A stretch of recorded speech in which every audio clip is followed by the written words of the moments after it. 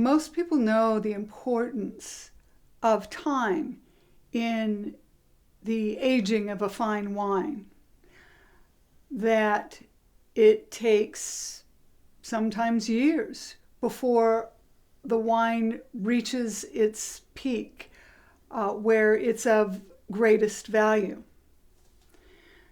People also may be aware that diamonds, a very valued and precious gem, takes great pressure and time in order to be formed out of a lump of coal, carbon. But what I like to use is a story that's maybe a little more childlike, a little more fun. When I was growing up, a rare treat, something that we really looked forward to and enjoyed, was Jell-O.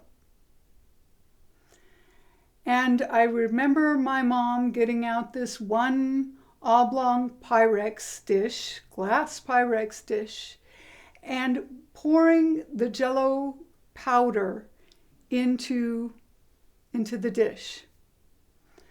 Next, she would boil water, because that was before microwaves.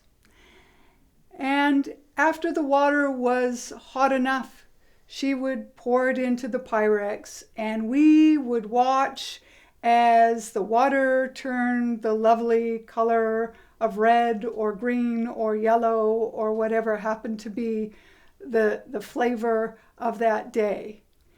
And I remember standing over it and looking, because the instructions said to make sure that the ingredients were all dissolved thoroughly.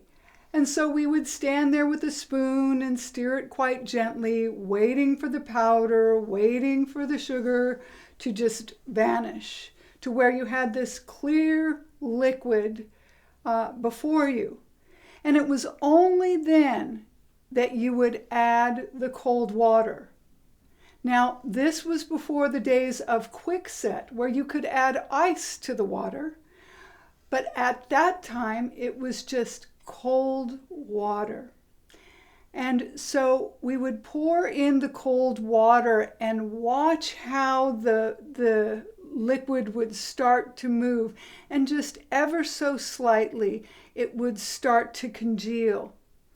Then was the task of taking this oblong Pyrex and carrying it over and placing it in the refrigerator, closing the door to wait.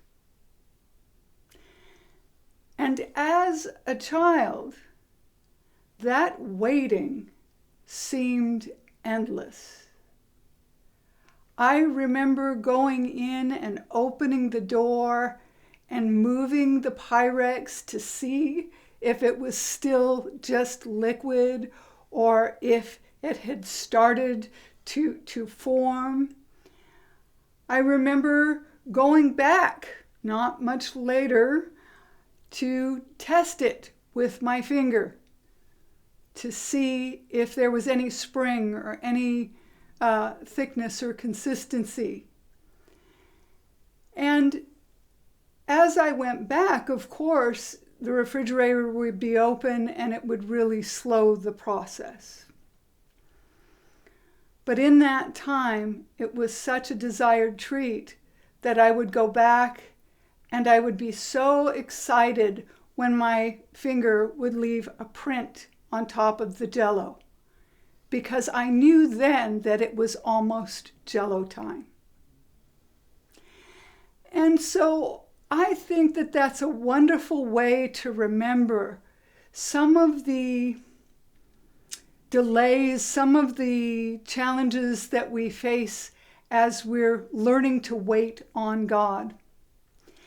That we may wish that there was a way to fast forward and to move beyond our points of discomfort, that we would be able to be seated at the table with our lovely Jello squares. And so realize that when you are feeling impatient, when you're wondering, God, where are you? Why is this taking so long? Remember that not yet does not mean no. It does not mean never. It just means that right now, in the place, in the time that you're in, it's not Jello yet. And so be pleased in the time that it takes for your delightful, awaited treat to take form.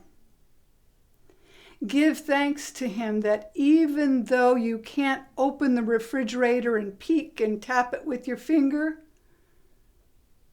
that it is in process, that it is going on, that He is making His promises ready, and He's working out His character in you as He does it.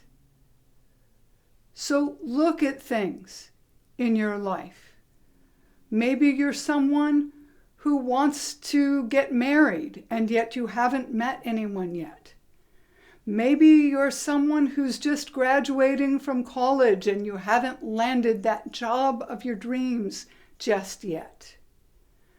Maybe you're someone who has been working hard to achieve health and fitness, but the scale isn't moving just yet.